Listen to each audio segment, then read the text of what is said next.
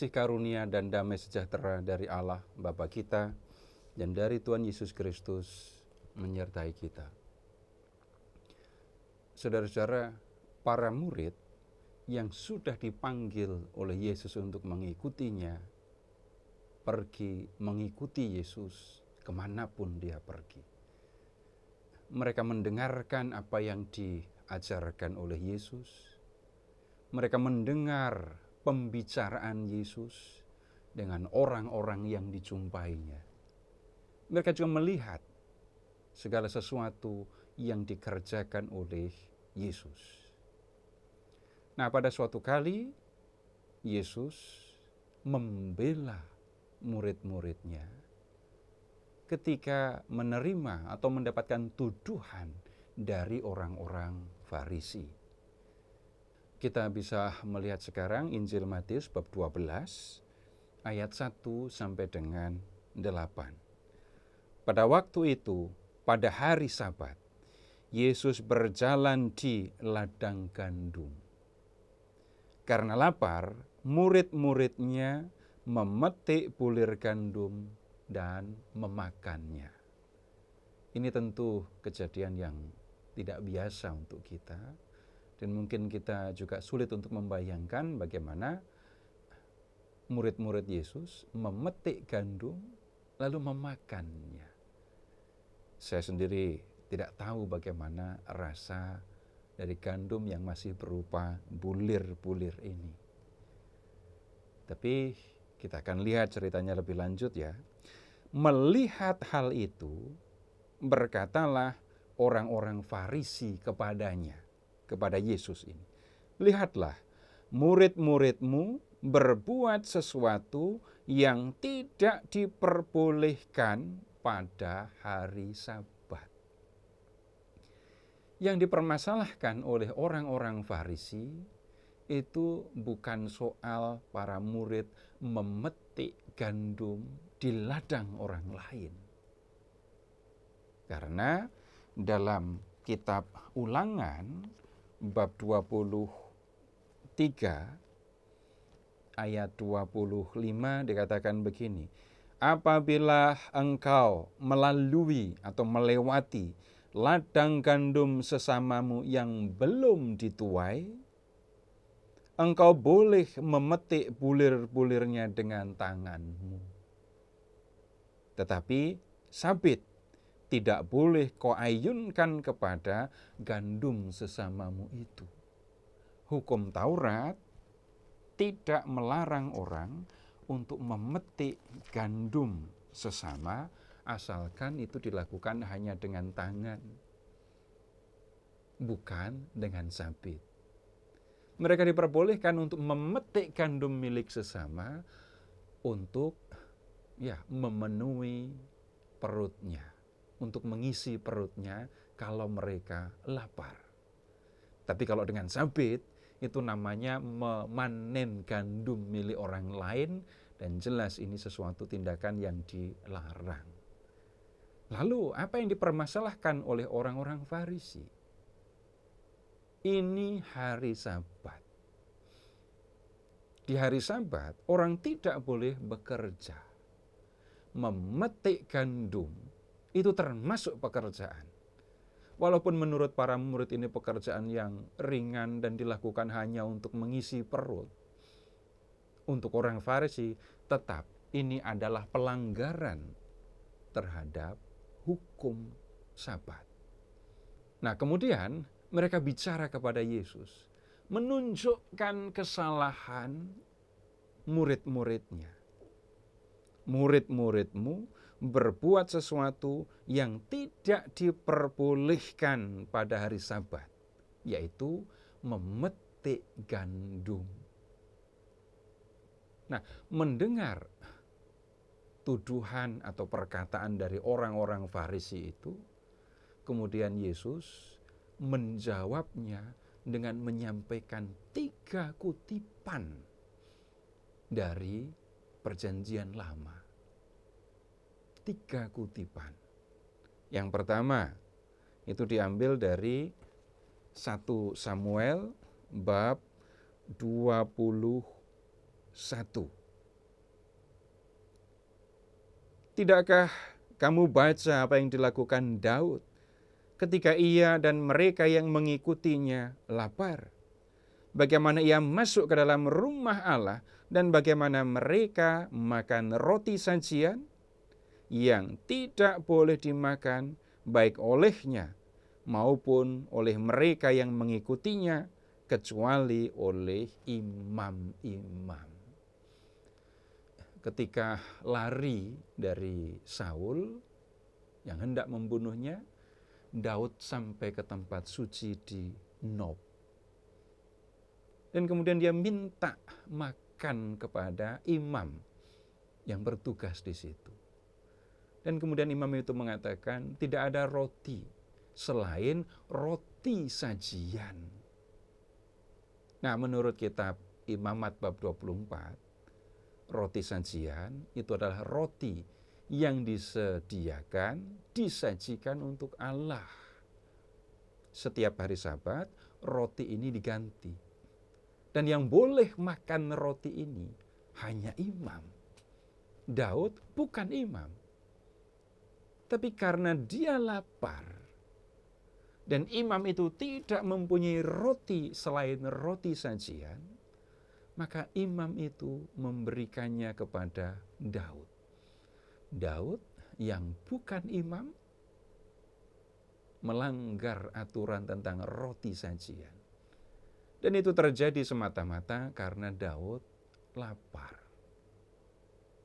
Ini urusannya bukan soal puasa atau tidak puasa, tetapi urusannya adalah orang yang sedang mengalami kesulitan makan. Kemudian Yesus mengutip kitab Bilangan bab 28. Yesus mengatakan begini, atau tidakkah kamu baca dalam kitab Taurat bahwa pada hari-hari Sabat imam-imam melanggar hukum Sabat di dalam bait Allah namun tidak bersalah. Imam melanggar hari Sabat, melanggar hukum Sabat, dan itu dilakukan di dalam bait Allah. Apa yang sebenarnya dimaksudkan oleh Yesus? Kita lihat di kitab Bilangan bab 28 ayat 9 dan 10. Pada hari Sabat, 2 ekor domba berumur setahun yang tidak bercela, dan 2/10 eva tepung yang terbaik sebagai korban sajian, diolah dengan minyak, serta dengan korban curahannya. Itulah korban bakaran Sabat pada tiap-tiap Sabat, di samping korban bakaran yang tetap dan korban curahannya. Pada hari Sabat, imam membakar korban. Dan ini pelanggaran terhadap hukum Taurat. Pelanggarannya di mana? Pada hari Sabat, orang tidak boleh menyalakan api. Orang tidak boleh memasak. Tetapi imam yang bertugas untuk mempersembahkan korban, menyalakan api, ya, dan kemudian membakar korban. Dan itu dilakukan di bait Allah. Dan itu yang membuat Yesus mengatakan bahwa pada hari Sabat, imam melanggar hukum Sabat di dalam bait Allah, tetapi tidak pernah dipersalahkan. Kemudian di ayat 7, Matius 12 ayat 7, Yesus mengutip satu teks yang lain lagi dari kitab Nabi Hosea. Jika memang kamu mengerti maksud firman ini, yang ku kehendaki ialah belas kasihan dan bukan persembahan, tentu kamu tidak menghukum orang yang tidak bersalah. Yang diambil dari kitab Nabi Hosea, itu yang ini. Yang ku kehendaki ialah belas kasihan dan bukan persembahan. Apa yang dikatakan dalam kitab Nabi Hosea, ini jelas menunjukkan supaya umat Allah memperhatikan orang-orang yang mengalami kesulitan, menaruh belas kasihan kepada orang-orang yang sedang menghadapi penderitaan. Tuhan Yesus mengatakan, kalau kamu mengerti maksud firman ini, kamu tidak akan menghukum orang yang tidak bersalah. Nah, kembali kepada persoalan yang dihadapi oleh Yesus di hari Sabat ini. Para murid Yesus yang sedang kelaparan memetik gandum lalu memakannya. Ini dipersalahkan oleh orang-orang Farisi. Dan kemudian Yesus membela murid-muridnya. Dan yang dilakukan oleh Yesus itu adalah menunjukkan apa yang sebenarnya dikehendaki oleh Allah, sebagaimana tercantum di dalam Taurat atau kitab-kitab lain dalam Perjanjian Lama. Tuhan mengatakan begini kalau kita gunakan bahasa yang lebih sederhana. Tuhan tidak memerlukan persembahan. Yang diinginkan oleh Tuhan itu adalah kamu memperhatikan, menolong orang-orang yang sedang mengalami kesulitan. Murid-murid Yesus sedang kelaparan.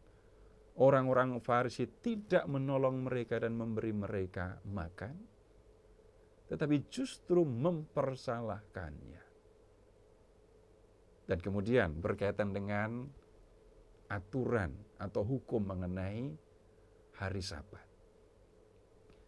Apakah kalau menolong orang harus menunggu hari Sabat lewat? Apakah kalau mau menolong orang lain, orang harus nunggu hari Sabat lewat dulu? Tentu tidak. Tidak ada halangan dan Tuhan tidak pernah melarang orang menolong sesamanya di hari Sabat.